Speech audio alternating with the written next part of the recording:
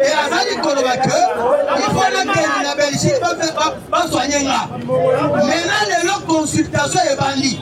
Vous savez, il y a une consultation, dans un poste ministériel, les aides vont être tuées.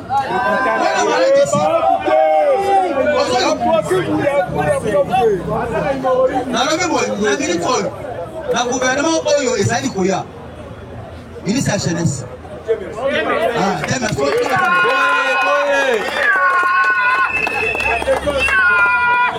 Il ne peut se vivre. Ah, on est sur le pays, la bureau, n'a pas combattu, on donne des pays. C'est Olivada, pourquoi tu es là, Olivada, pourquoi tu es là, Olivada, il faut foutre ma taille. Ah, ça me dérange là. On m'attend de l'île sans plus tarder, dans ce côté ça, où tu bénis la combo ya. Après, je suis continué. Après, moi, je suis un peu continué. Je suis un bien prof. Et après, ça fait. Après, ça est historien. Je vois la prof à moi dans la à Ouragé Loki. Comment tu es dans le limbo en Daou? On a la limbo en Braïense. Diri Ambari. Alors, après, tu vas attaquer votre bébé. Pas attaquer VK. VK, mais va continuer. Mais il faut faire VKT. Il faut faire la vérité. Il y a un peu de là, il y a une lingua. Dans les je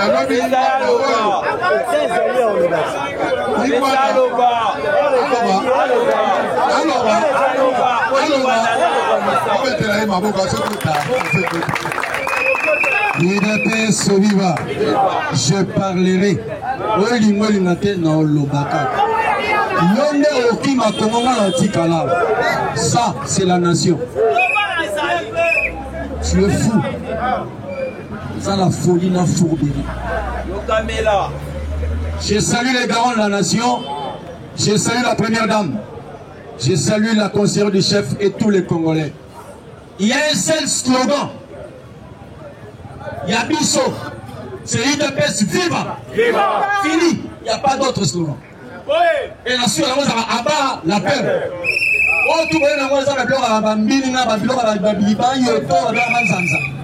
Les seuls slogans, UDPS viva. UDPS viva. UDPS viva. Viva. Viva.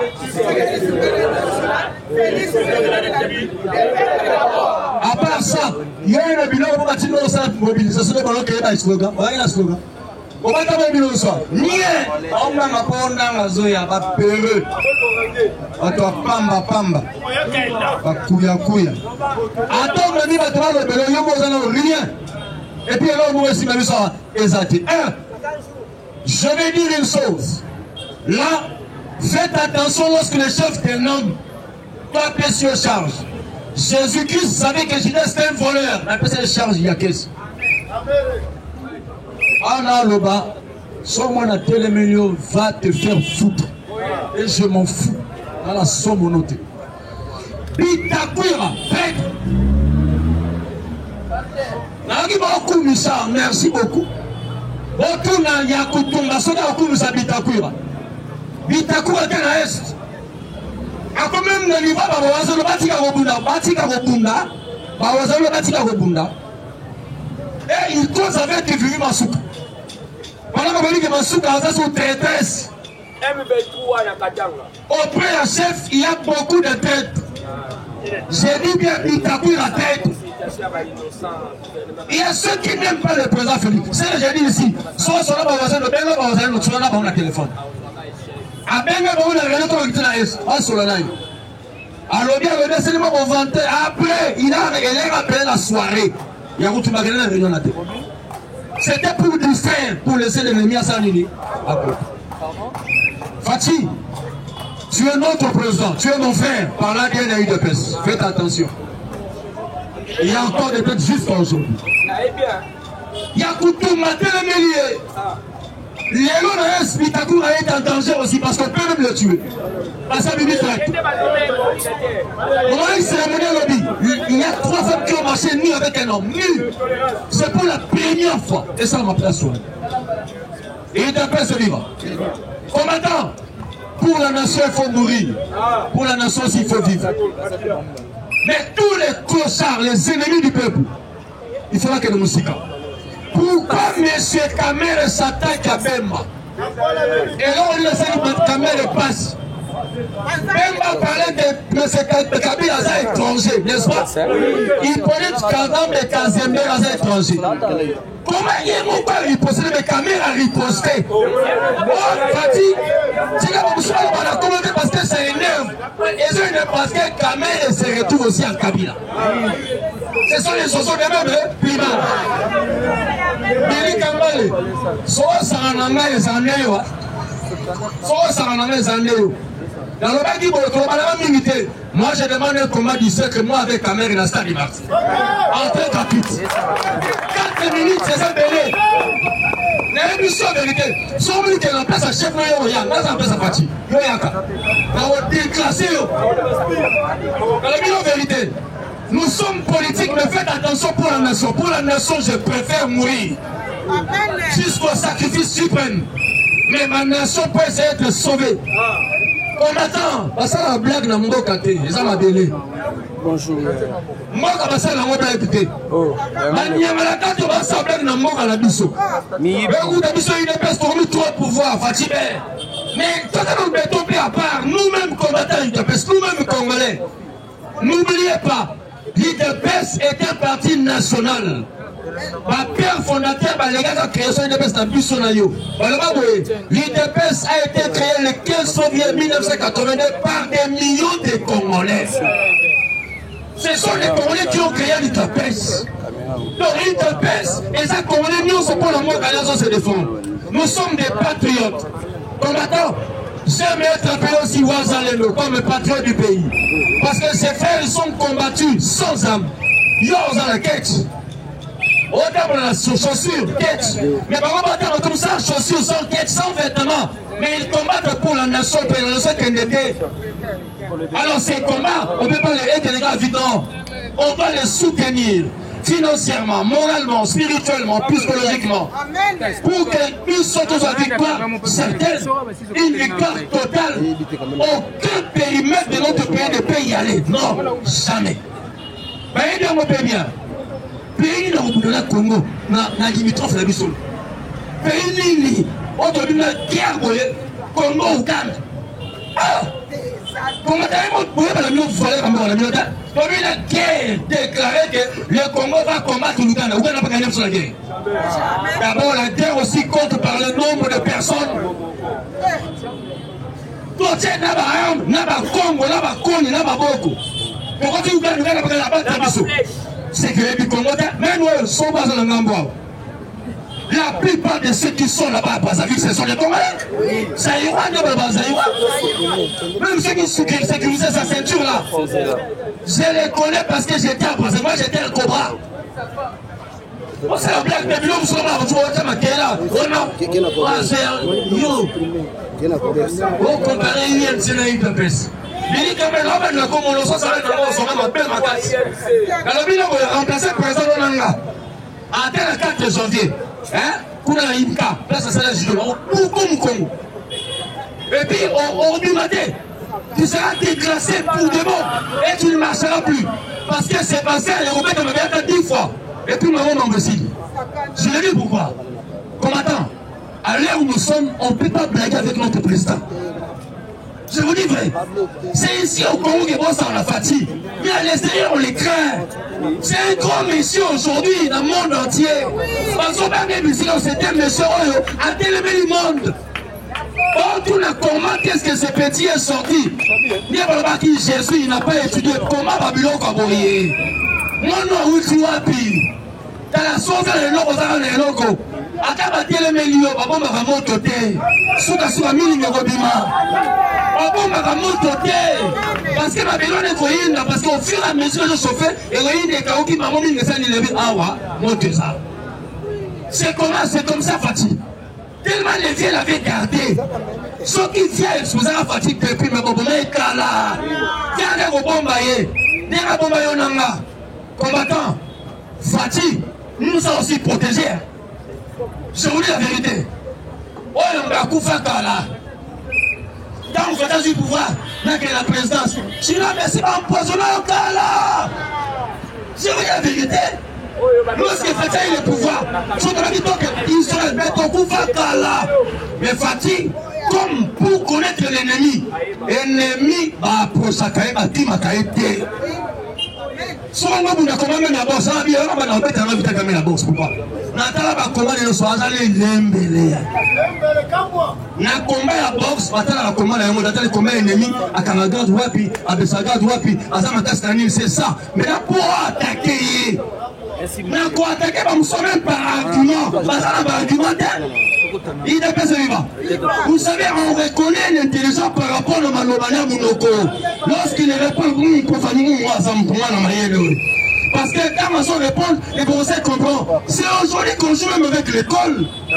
Nos enfants sont devenus des tricheurs et des copières. À l'époque, les professeurs cotaient l'enfant par rapport à la compréhension.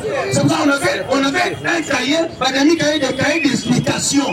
Mais la professeur cotait par rapport à l'explication, on est par rapport à l'écriture. Parce que tu réponds à la ça, on va tricher. Il t'appelle ça vivre. Si aujourd'hui même la combat, la politique de Congo, on commence à jouer avec les gens. Mais je vais vous dire une chose. La Bible, ce n'est pas l'écriture. Ce ne sont pas les Écritures. La Bible, on la lit sur la personne. Na moutouné battant dans la Bible. Bible, les alango m'a commis. Parce que la Bible, il y a même les paroles de Satan à l'intérieur. Mais je vais vous dire, si on regarde la Bible bien, il y a des gens qui ne connaissent pas. Na la Bible, 8 secondes, soit première page. Il y a des livres prophétiques. Il y a des livres pentathétiques. Il y a des livres poétiques. Quand on dit poétique, ce sont des poèmes. Dans quatre livres poétiques, on a un livre de Job et Bima. On s'en soit Satan. Ah, depuis quand? Les dieux tout-puissants, très saints, cause avec les diables. C'est les livres poétiques. C'est le poème. Mais attention, attention, parce que dans le Congo, les critiques, nous sommes comme ignorer. Les critiques qui se lient au Congo, c'est Félix. A joué un rôle presque belé. Il est en même temps Moïse, il est en même temps Salomon, il est en même temps David, il est en même temps Paul, il est en même temps Jean, il a ce qu'on a la métanoïa. On a modèle nouveau, mais aussi Mamazate.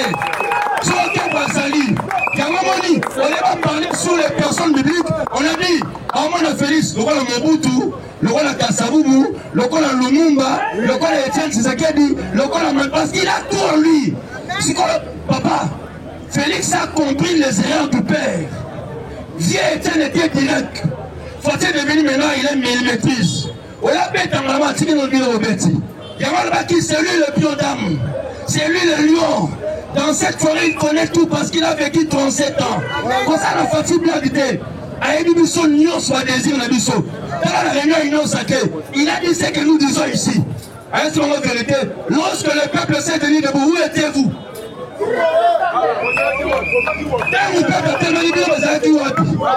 Alors, on va sensibiliser. Nous, on va comme un slogan. Oui, allons-moi dire. Fatih n'a stimulé. Ozaki yuma ngoto po bolenga lenga. Fatina zaki yemo konka. Na biso aba. Kotiaki biso mwana mokonzi na biso. Tout le monde s'est mis c'était têtu. Les loups n'ont pas vite la caméra et n'a pas passé par la base par le bas. On a le bâti chinois. Il n'est pas si vivant. Il n'est pas si vivant. Yaya, le Biboye, on a ni même Thomas Lubanga a créé au mouvement politico-militaire. Mais c'est vous le chef de l'État qui l'avez nommé que non. Il y a processus, il y a des armements, il y a une section aussi de l'armée. Les autres ont créé un mouvement. Aux autres personnes, à ceux qui ne consomment pas d'armes, à la vie d'un mouvement. Parce qu'il y a pas de perdre aux hommes. Oh, bazana kati ya ba ministère, oh bazana kati ya ba entreprise ya l'État, bazaba na maman marqué. Oyo que la maman mawate kufachi béton. Batu ya ba perdre nyonso bazana ministère, oh bazana ba entreprise ya l'État. Bazaba na maman marqué, bazaba ndeko na yote. Oyo ngana seka kimoso ya mwana.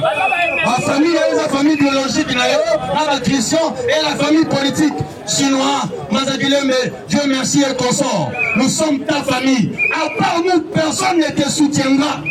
Parce que la vie, c'est ça l'erreur, il y a pas Congolais. Lorsque l'historien s'en nango, il faut ne s'appeler pas ça nango.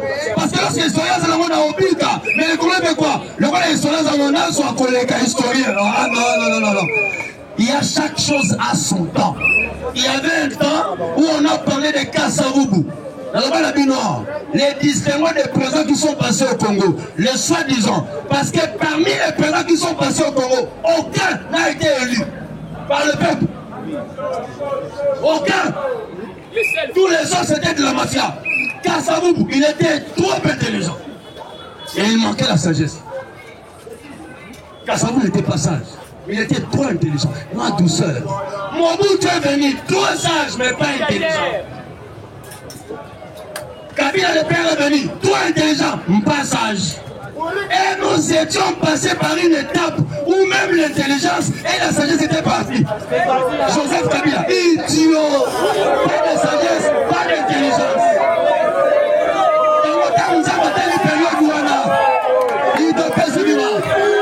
La période de Kabila, j'ai dit ceci, Kassavubu, notre président, était intelligent mais pas sage. Mobutu est venu trop sage mais pas intelligence. Kabila le père venu, il a remis l'intelligence mais pas de sagesse. Mais Kabila, Joseph Kanam et Hippolyte, pas de sagesse, pas d'intelligence. Et tu as vu cela. Il est passé vivant. Il y a une période biblique où la Bible dit il n'y avait plus de prophètes sur Israël. Parce que la période était stérile. La période de Kabila c'était la période stérile. Ça m'a dit que la période stérile, il faut que l'homme nous. Cette personne doit venir avec l'intelligence, et la sagesse, et l'onction et tout. Fatih est venu. Fatih est venu et il fait des choses. Ah, si j'étais aux États-Unis, si c'était en Belgique, si c'était en France, ça, quel message là qui m'a fait. Et d'après ça, il va.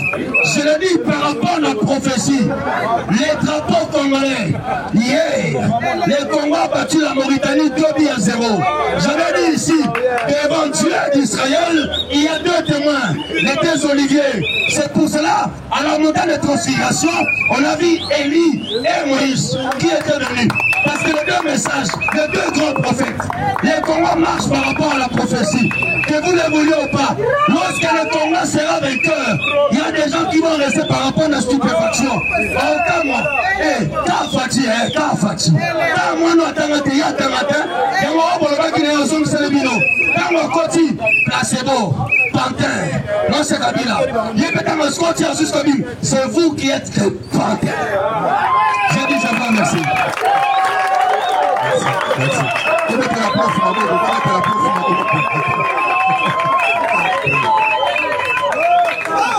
Yaya, yango na pesi merveilleux azo somba bapale nyonso na niveau ya ville ya commune ya Kinshasa. Tous les galeries na Louvre babengana merveilleux wana na Brazzaville aza ouest africain malien. Ce qui boyebi na Brazzaville, il y avait aussi à l'époque où un Malien était venu à Brazzaville. Bon, nous sommes à Brazzaville. Même les textes comme un verre blanc, c'était des Maliens. Parce que ces Maliens étaient dans la Katia, même Sibérie, na disqueterie plus la à Brazzaville. Et cet homme est venu ici. En ce moment, commune à Kinshasa, commune à même plus de 200 parcelles. Comment la merveille. C'est un Malien. Nous venons au ministère de l'Intérieur, un ministère Affaires foncières. C'est la Kamoupaya, ma belle. Parce que lorsque le peuple célébrera, oh les Alamadés, quand on saigne la Daniel Boumba, la même école merveille, à sa façon de galerie de Tongi, Mwanda Koumouke, à Tiango $1000, moyen ba congolais ba zonda oboyo kei a imposer alobi ngala zana ba considérer bino na poche oyo to bengi merveille et pas la psychologue bakete soko moni doki salani na ko tse histoire te pas de historien pas de historien mako ah historien mkololo ah bon malala mongezi ah historien zamba sali village le panier c'est qui Identité, c'est vivant. Chers combattants, Boyebi, petit comme sentiment. Est-ce que Bolandi Maloba ou le prof Alobia? J'espère que Bolandi était besoin qu'un prof. Et Alati, drapeau à Congo. J'espère que Bato va continuer à profondeur. Prof et Kanan. Pardon, Yaka. Bato va continuer à profondeur spirituelle. Je pense que Bato Bazalaki animé par l'Esprit de Dieu. Prof Alobi Makambobele, comme parmi les prophètes. Mais Bozouye Kaka, hey, Bobeti Maboko. Et l'équipe. Les combattants, Nazan et Sengamakas, Yakoyo Kamalobo et Alobi vers la fin. Parce que la Bible est lobby, la fin d'une chose mieux que son commencement. En tout cas, nous avons un Congo. Au lobby est ayoté. Mais c'est Dieu. Dans mon toit, utilisé mon okonayo pour te le bas. Mais coûte que coûtera la victoire certaine au Congo.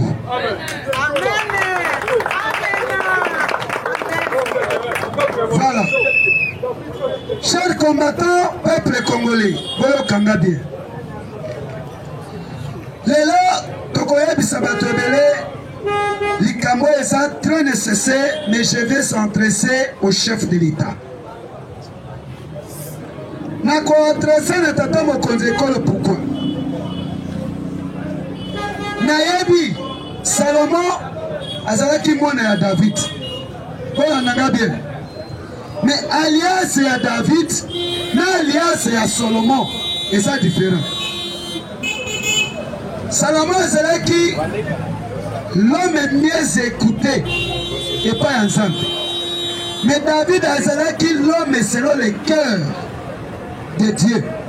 Est-ce que besoin kanga? Besoin kende. Pourquoi on a bandit les locaux pour na koyebisa ba imboka ba congolais? Que président Salomon ayoka conseil à papa naye David. David avoti kabokonzi. Ayebisa mwana naye Salomon. Mwana na ngai nazotika bokonzi okoti na bokonzi. Netala ba généraux oyo.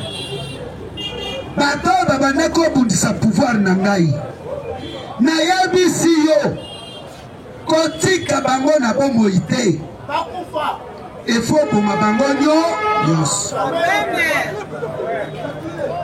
Salomon et David, ce sont des serviteurs de Dieu. Voilà, nana bien. Papa Tshisekedi wa Mulumba. Aloba na biso boy. Très bien, historien. Que Kamere azalaka congolais te. Président congolais Félix yokanga bien. Nakobenga yo président parce que ba congolais ba pesi confiance pour être dirigé biso eza bolote. Ne voyez banga bien que ngai na ye tozaki ba collègue l'école politique ya papa Kombe Etienne Tshisekedi wa Mulumba. Je parle comme ton collègue, comme ton frère. Nazo bango très bien. J'ai dit très bien, chef de l'État congolais. La nanga na bokebi nyonso. Tozoyeba te. Lokola papa ayebisa biso.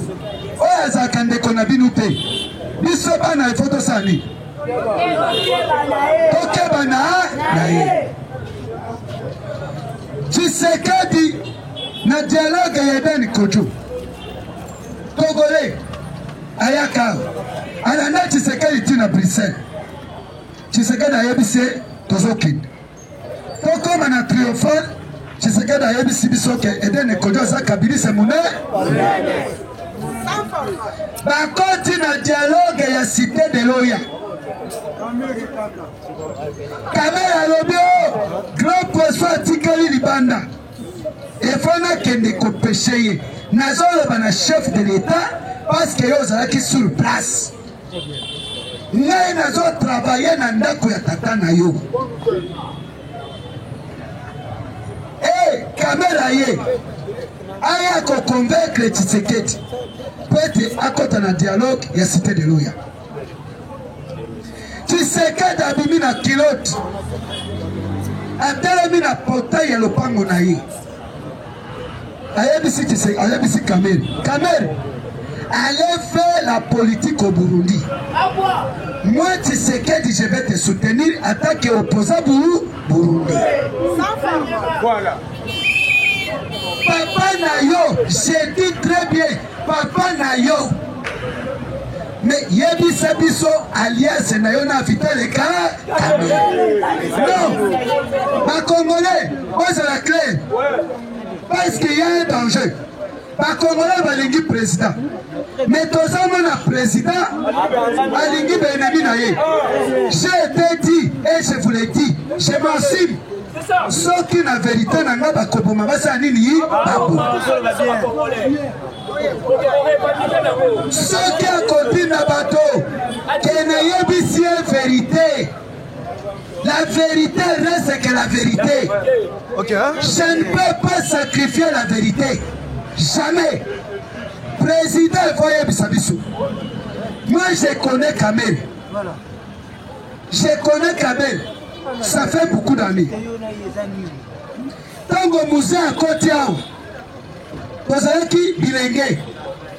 Moussa à Koti. Na 97. 98. Moussa Kei na université ya Nikim. Kamere azalaki président ya Bétité Burundi. Kamere a posé Moussa question.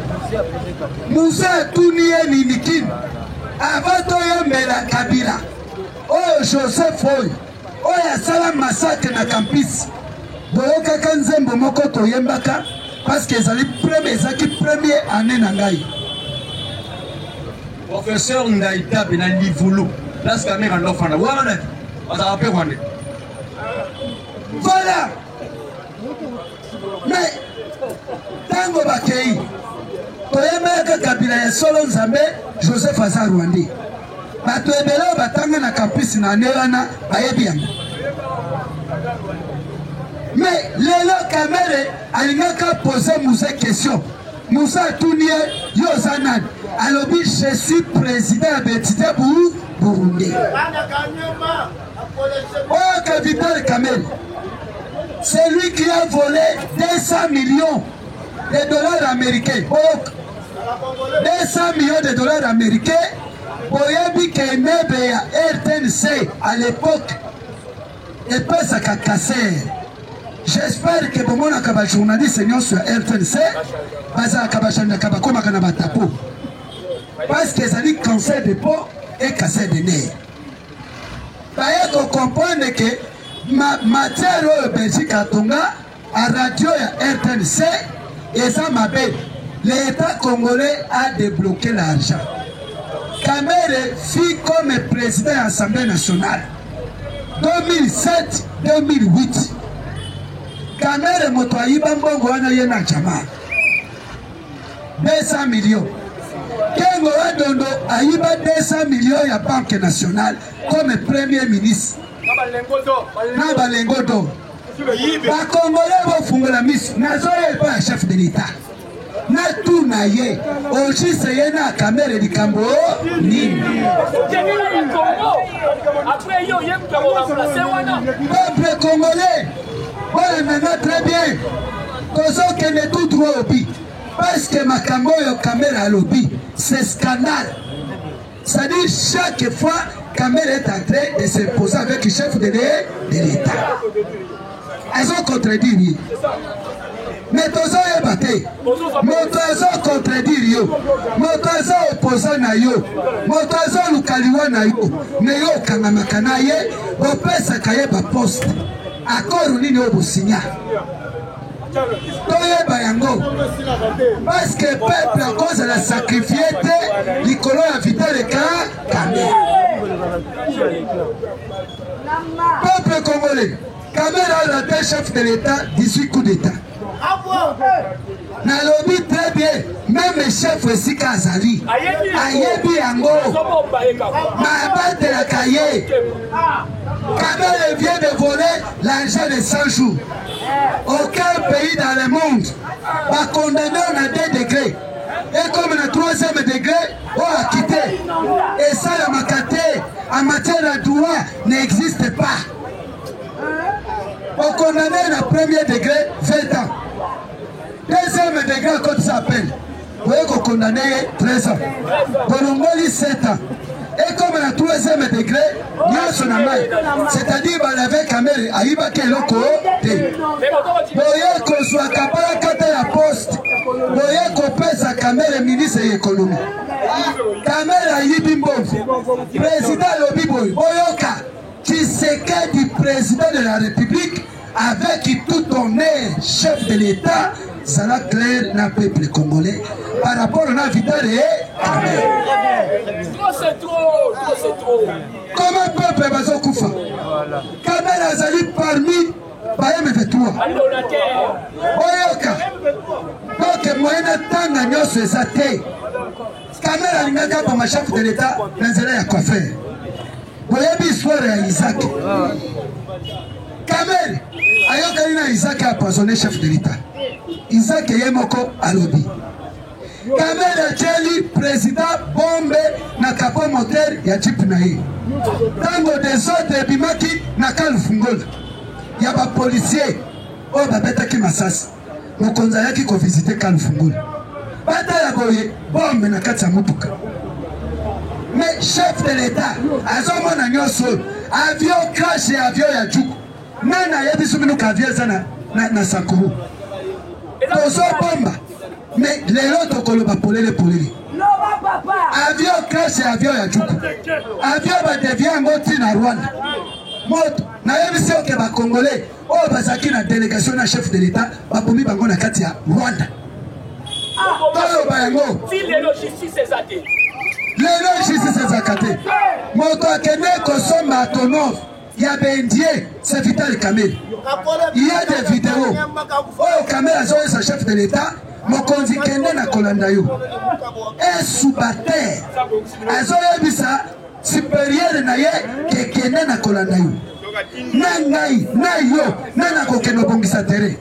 Nana koyamba moninga. Chef de l'État. Ça l'a clair dans le peuple congolais par rapport à Vital Kamera. Yo kama mana likambo sikezali. Ba consulter bato wana gouvernement d'union sacrée. Bazo consulter bato. Ba consulter peu Vital Kamera. Oyoka, président avait dit ceci. Je ne peux pas négocier avec les M23. M23 c'est un groupe terroriste rwandais. Et ça va voter. Les Congolais, ça va voter. Mais mon konzazo boy, alobi bato baza bandeko na ngate, baza ba Rwandais, na kosolana bangote. Mais boyoka Kamera, makambo alobi, te nazoke na lombango pona il ne peut se vivre. Il ne peut se vivre. Yoka ba kosite Kamera et pas Eberan Kolongen. Ndeko na biso abandu. Kamera zolo baboui.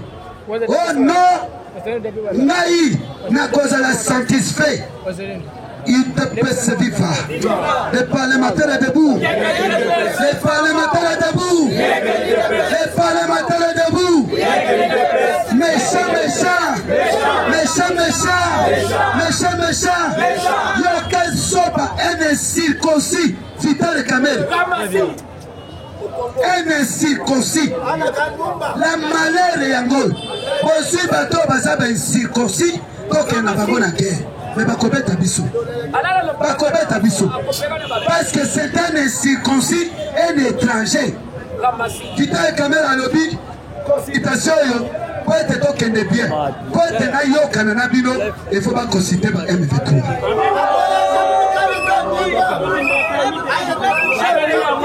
Donc il y a une position. Yoka Kamela lobby pour être à la satisfait. Parce que ba M23 baza bande konaye il faut pas consulter M23.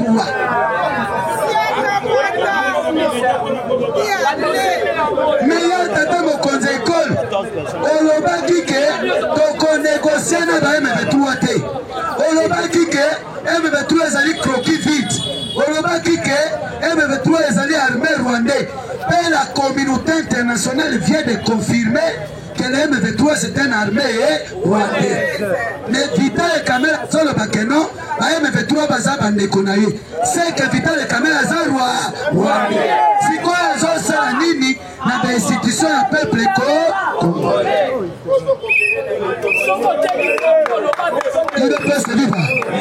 Voilà que le chef de l'État est face à la position contre Vital et Kamela. Merci beaucoup.